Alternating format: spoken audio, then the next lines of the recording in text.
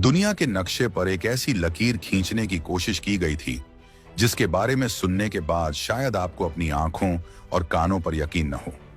Washington के Oval office से लेकर बीजिंग के बंद कमरों तक में एक ऐसी फाइल तैयार हुई थी जिसका मकसद किसी एक सरकार को गिराना नहीं, बल्कि एक उभरती हुई महाशक्ति के भूगोल को हमेशा के लिए बदल देना था। क्या आप जानते हैं कि बंगाल के विधानसभा चुनाव के नतीजों ने सिर्फ कोलकाता की सत्ता तय नहीं की, बल्कि उसने ग्लोबल पॉलिटिक्स के उस सबसे बड़े चक्रव्यूह को भी तहस नहस कर दिया जिसे दुनिया की सबसे खतरनाक खुफिया एजेंसियां पिछले 3 सालों से बुन रही थीं?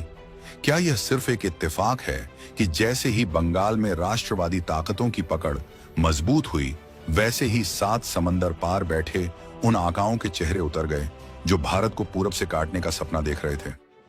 बंगाल का चुनाव और उसके बाद की यह प्रचंड जीत महज एक राजनीतिक घटना नहीं है, बल्कि यह ग्लोबल जियोपॉलिटिक्स का वो टर्निंग पॉइंट है जिसने अमेरिका, चीन और पाकिस्तान जैसे देशों के नापाक गठजोड़ की कमर तोड़कर रख दी है। साल 2026 का यह दौर भारत के इतिहास का सबसे निर्णायक समय साबित होने जा रहा है, क्योंकि अब जंग सरहदों पर गोलियों से नहीं, बल्कि बंद कमरों में बैठी डीप स्टेट की साजिशों से लड़ी जा रही है। बंगाल को भारत से अलग करने का जो ग्रेटर बांग्लादेश वाला मास्टर प्लान तैयार था, उस पर भारत के आम वोटर ने ऐसी करारी चोट की है कि आज सुपर पावर्स के पसीने छूट रहे हैं। अगले कुछ मिनटों में हम उस सच से पर्दा उठाएंगे जो आपकी जमीन के नीचे चल रही हलचल को साफ साफ बयान कर देगा। इस पूरे खेल को समझने के लिए हमें थोड़ा पीछे जाकर उन कड़ियों को जोड़ना होगा जिन्हें मुख्य धारा का मीडिया अक्सर नजरअंदाज कर देता है। बंगाल चुनाव में भारतीय जनता पार्टी की इस ऐतिहासिक जीत के बाद माहौल सिर्फ ढाका, बीजिंग या इस्लामाबाद में ही खराब नहीं हुआ है, बल्कि इसकी सबसे ज्यादा तपिश अमेरिका में महसूस की जा रही है। आपको जानकर हैरानी होगी कि बंगाल के नतीजे आने के बाद वॉशिंगटन के थिंक टैंक्स में हड़कंप मच गया। आखिर क्यों एक भारतीय राज्य का चुनाव अमेरिका के लिए इतना महत्वपूर्ण था? इसका जवाब छिपा है उस चिकन नेक कॉरिडोर में जो भारत को उसके पूर्वोत्तर राज्यों से जोड़ता है। विदेशी ताकतों का प्लान बहुत सीधा और खतरनाक था। अगर बंगाल में ममता बनर्जी की सत्ता बरकरार रहती या फिर कोई ऐसी सरकार आती जो केंद्र के साथ टकराव में रहती, तो अगले कुछ वर्षों के भीतर एक ऐसी स्थिति पैदा की जाती जहां बंगाल को भारत की मुख्य भूमि से मानसिक और भौगोलिक तौर पर अलग करने की प्रक्रिया शुरू हो जाती। सूत्रों के मुताबिक अमेरिका बंगाल के जरिए भारत के पूर्वोत्तर यानी 7 सिस्टर्स तक अपनी पहुंच बनाना चाहता था, ताकि वह चीन पर नजर रख सके और जरूरत पड़ने पर भारत को ब्लैकमेल भी कर सके। लेकिन बंगाल की जनता ने उनके इस सॉफ्ट इन्वेजन के प्लान पर पानी फेर दिया। अब बात करते हैं उस सबसे बड़े खुलासे की जिसने भारतीय इंटेलिजेंस एजेंसियों को पूरी तरह अलर्ट मोड पर डाल दिया है। पूर्वोत्तर भारत के जंगलों और संवेदनशील इलाकों से हाल ही में एक ऐसी गिरफ्तारी हुई है जिसने दुनिया भर की जासूसी दुनिया में भूचाल ला दिया। यह गिरफ्तारी थी CIA यानी सेंट्रल इंटेलिजेंस एजेंसी के एक टॉप लेवल के एजेंट की।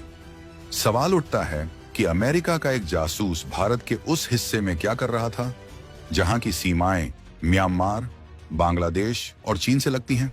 रिपोर्ट्स बताती हैं कि यह जासूस स्थानीय अलगाववादी गुटों को फंड मुहैया कराने और उन्हें आधुनिक हथियारों की ट्रेनिंग देने के मिशन पर था।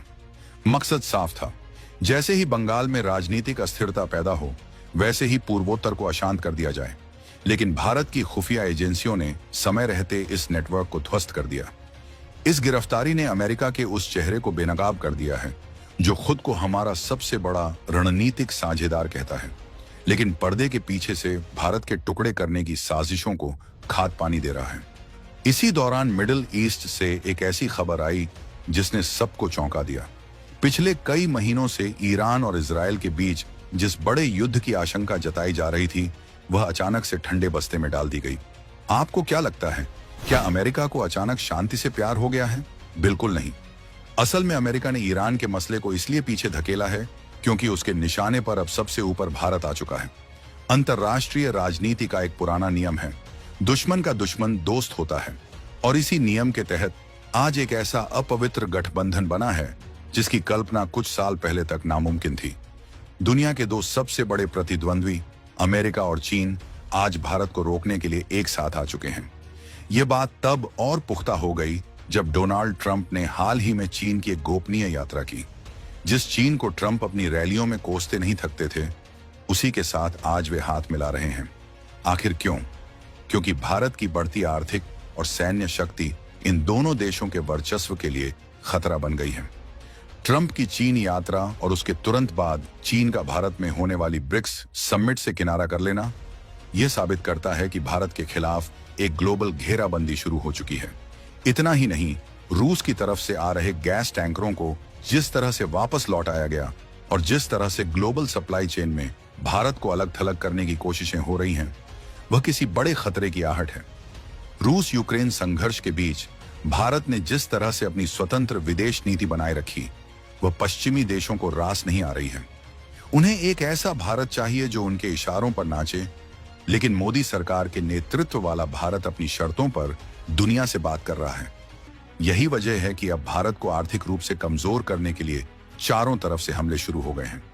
प्रधानमंत्री नरेंद्र मोदी ने हाल ही में देशवासियों से जो भावुक और सख्त अपील की है, वह बस यूं ही नहीं है।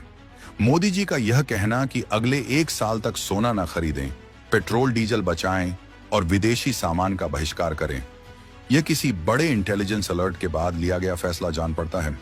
जब देश का प्रधानमंत्री ऐसी बात कहता है, तो समझ लीजिए कि पर्दे के पीछे कोई बहुत बड़ी जंग शुरू हो चुकी है। यह जंग फिजिकल कम और इकोनॉमिक ज्यादा है।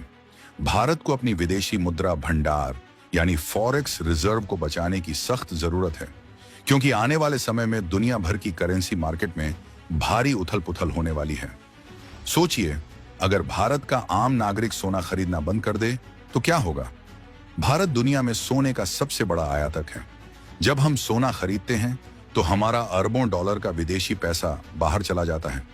अगर हम 1 साल तक सोना ना खरीदें तो भारत की अर्थव्यवस्था इतनी मजबूत हो जाएगी कि हमें किसी भी विदेशी प्रतिबंध की परवाह नहीं रहेगी। मोदी जी जानते हैं कि अगर आज हमने अपनी आर्थिक आदतों को नहीं बदला तो आने वाले समय में ये विदेशी ताकतें हमें घुटनों पर लाने की कोशिश करेंगी। ये अपील किसी राजनीतिक फायदे के लिए नहीं, बल्कि देश की संप्रभुता को बचाने के लिए है। यही हाल ऊर्जा के क्षेत्र में भी है। पेट्रोल और डीजल के लिए हम आज भी काफी हद तक खाड़ी देशों और अंतर्राष्ट्रीय बाजार पर निर्भर हैं। अगर हम पैदल चलने की आदत डालें, पब्लिक ट्रांसपोर्ट का इस्तेमाल करें या फिर सौर ऊर्जा की तरफ तेजी से शिफ्ट हों, तो हम उस सबसे बड़ी कमजोरी को खत्म कर देंगे जिसका फायदा उठाकर पश्चिमी देश हमें डराते हैं। रसोई गैस और तेल का कम से कम उपयोग करना आज सिर्फ एक बचत का तरीका नहीं, बल्कि राष्ट्र सेवा का एक रूप बन चुका है। आपको यह समझना होगा कि बंगाल की जीत ने जिस तरह से अमेरिका के ईस्टर्न कॉरिडोर प्लान को ध्वस्त किया है, उससे वे बौखलाए हुए हैं। यदि वहां ममता बनर्जी या उनकी विचारधारा वाली कोई भी पार्टी साधारण जनमत से भी जीत जाती, तो अगले कुछ वर्षों में अमेरिका उनके साथ मिलकर बंगाल को एक ऐसे स्वायत्त क्षेत्र में बदलने की कोशिश करता जो दिल्ली के नियंत्रण से बाहर होता। इससे भारत का पूर्वोत्तर हिस्सा मुख्य भूमि से पूरी तरह कट जाता।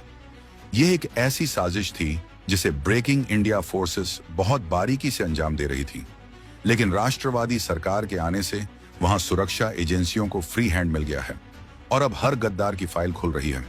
आने वाले महीनों में भारत की 2 सीमाएं सुलग सकती हैं।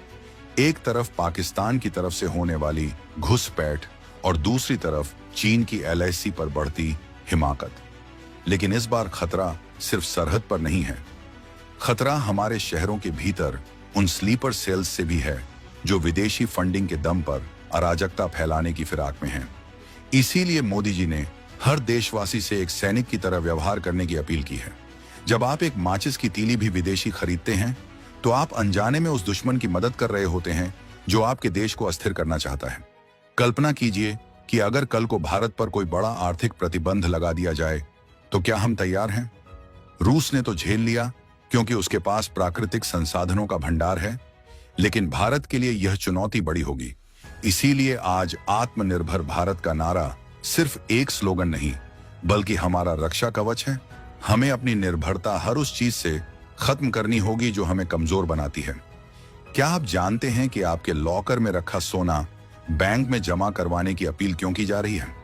क्योंकि वह सोना जब सर्कुलेशन में आएगा तो वह भारत की करेंसी को दुनिया की सबसे मजबूत करेंसी बना देगा। भारत के खिलाफ इस समय जो साजिश रची जा रही है, उसमें डिजिटल मीडिया और सोशल मीडिया का भी बड़ा रोल है। प्रोपेगेंडा के जरिए लोगों के मन में अपनी ही सरकार और सेना के खिलाफ जहर भरा जा रहा है। विदेशी एजेंसियां करोड़ों डॉलर खर्च कर रही हैं ताकि भारत के भीतर गृह युद्ध जैसी स्थिति पैदा की जा सके। लेकिन उन्हें यह नहीं पता कि 2026 का यह भारत अब जाग चुका है। बंगाल से उठी यह राष्ट्रवादी लहर अब पूरे देश को एक सूत्र में पिरो रही है। जो लोग यह सोच रहे थे कि वे भारत के टुकड़े कर देंगे, उन्हें अब अपनी खैर मनानी चाहिए। अगला एक साल भारत के भविष्य के लिए सबसे महत्वपूर्ण है। मोदी जी के हर शब्द के पीछे एक गहरा अर्थ छिपा है। जब वे कहते हैं कि सहयोग करें, तो इसका मतलब है कि वे जानते हैं कि आने वाला तूफान कितना बड़ा है। हमें अपनी लाइफस्टाइल को बदलना होगा। विलासिता की वस्तुओं से ज्यादा हमें अपनी बुनियादी जरूरतों और देश की सुरक्षा पर ध्यान देना होगा। याद रखिए, जब देश सुरक्षित रहेगा, तभी आपका घर और आपकी जमा पूंजी सुरक्षित रहेगी। क्या हम एक साल के लिए अपनी सुख सुविधाओं का त्याग नहीं कर सकते? चीन और अमेरिका का यह गठजोड़ भले ही कितना भी ताकतवर क्यों न दिखे, लेकिन भारत के 140 करोड़ लोगों की इच्छा शक्ति के सामने यह कुछ भी नहीं है। रूस के साथ हमारे संबंध आज भी रणनीतिक तौर पर मजबूत हैं, लेकिन हमें यह नहीं भूलना चाहिए कि अंतर्राष्ट्रीय राजनीति में कोई स्थायी दोस्त या दुश्मन नहीं होता। हमें अपनी लड़ाई खुद लड़नी होगी। रूस के गैस टैंकरों को वापस लौटाना इस बात का संकेत था कि भारत अब किसी के दबाव में आकर अपनी ऊर्जा नीति तय नहीं करेगा। हम आत्मनिर्भर बन रहे हैं और यही बात दुनिया को चुभ रही है। बंगाल में जो हुआ वह तो बस शुरुआत है। अब असली खेल शुरू होगा जब भारत के अन्य हिस्सों में भी उन विदेशी एजेंटों और उनके स्थानीय मददगारों की धरपकड़ शुरू होगी। पूर्वोत्तर में पकड़े गए जासूस ने कई बड़े नामों का खुलासा किया है, जिनमें कुछ तथाकथित बुद्धिजीवी और नेता भी शामिल हो सकते हैं।